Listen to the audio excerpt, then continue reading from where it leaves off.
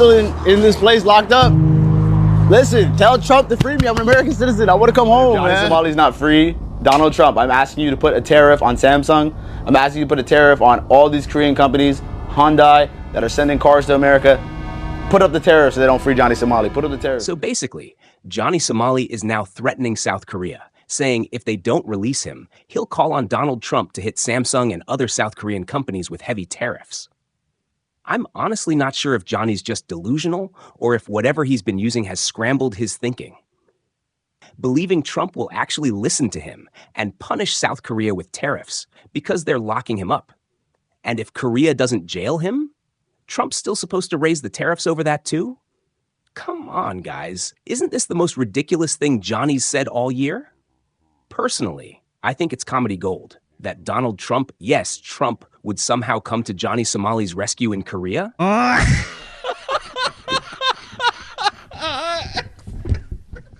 But that's not all. Johnny's sarcastically said more than once that Trump should bail him out just because he's American. They saved Brittany Griner. They saved ASAP Rocky. Donald Trump, Marco Rubio, if you see this, Baron Trump, I know you're online. Please free me. I'm stuck. I'm a U.S. citizen. He's convinced the State Department is paying attention. He says they worked with the Romanian government to get Andrew and Tristan Tate out of lockup. So now it's please save, not Johnny Somali, but Johnny Ramsey, the American. Please, thank you. Now I have to ask, is there even a 1% chance of this happening? Honestly, I want to know if anyone really believes he's got a shot. I've posted several videos where Johnny begs Trump to save him, but you guys in the comments keep saying Trump only helps people with real money. And there's one more factor. I can't say it directly, but you know what I'm hinting at. It's a color thing. Drop a comment if you get what I mean. Now here's where it gets worse. Actually, dangerous. Johnny isn't just stuck anymore. He's turning his situation into something life-threatening. Yes, you heard that right.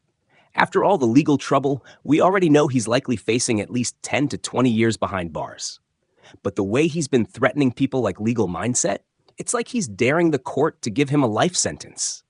He's practically saying, if I'm going to prison, give me a list of crimes so I can go all the way. I'm not doing 10 to 20. I want life. That's what we're seeing. Personally, I've been threatened multiple times by Johnny, Hank, and their circle. And it's not just me. They've targeted my friends, my mom, my business contacts. Even reached out to people I work with, spreading lies, trying to mess up my reputation. You saw how Johnny threatened Legal Mindset directly, and Legal Mindset is understandably furious. But what can he even do? Johnny's broke. He's squatting in someone else's space, living off of other people's kindness. Every single day, he has to rely on Hank just to survive. So even if Legal Mindset sues him, there's no payout. Johnny has nothing. There's no point in pressing charges now either. This guy is basically heading straight for life in prison anyway. Filing more charges? It won't make a difference. Johnny Somali is doing everything he can to make sure he never gets out. Maybe not even in 30 years. He's tanking his own future.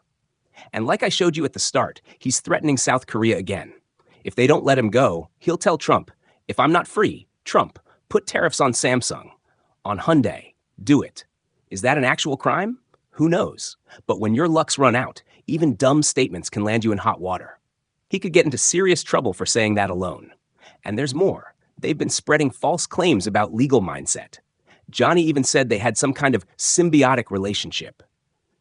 I feel like it's symbiotic, even if I'm not getting paid now. If I keep going, opportunities will eventually come my way. You know what I mean? Legal Mindset, if you're watching, thank you for keeping my name relevant. You scratch my back, I scratch yours. Appreciate you, bro. Some of your fans are even in my chat right now. But once people started digging through their Discord and saw what they were planning, it became clear Johnny and Hank didn't even have a real strategy. They were just winging it. And now Legal Mindset is exposing everything. So, what did Johnny and Hank do in response? They dropped a video pretending to expose Legal Mindset. But here's the thing. Criminals always leave a trail. They don't realize it yet, but they're only digging their own grave. Let me make this part clear. In that documentary, they featured a girl named Rachel Siegel. She's already known for lying and scamming people, and now she's accusing Legal Mindset of abuse from when she was underage. It's disgusting and 100% false. That guy Andrew, people now call him Legal Mindset. When I met him, he was just this lawyer talking online. How'd you two meet? Tinder. I was a junior in high school, 17.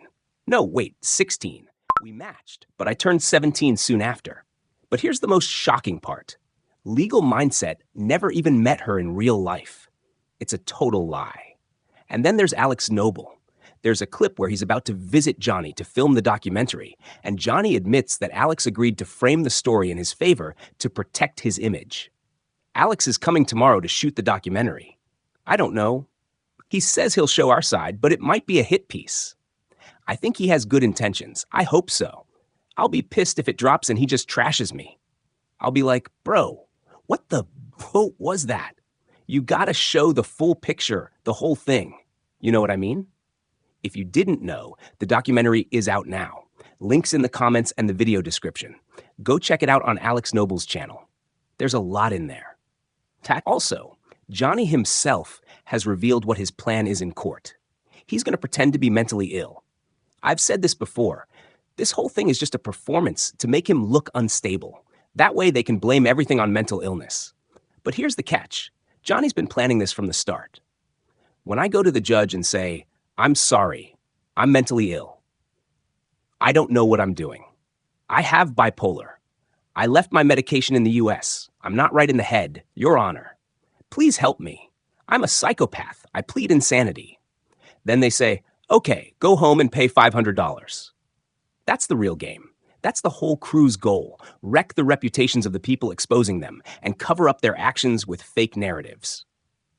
So let's come back to the main point. As I said at the start, Johnny Somali is threatening to get Trump involved if Korea doesn't let him go.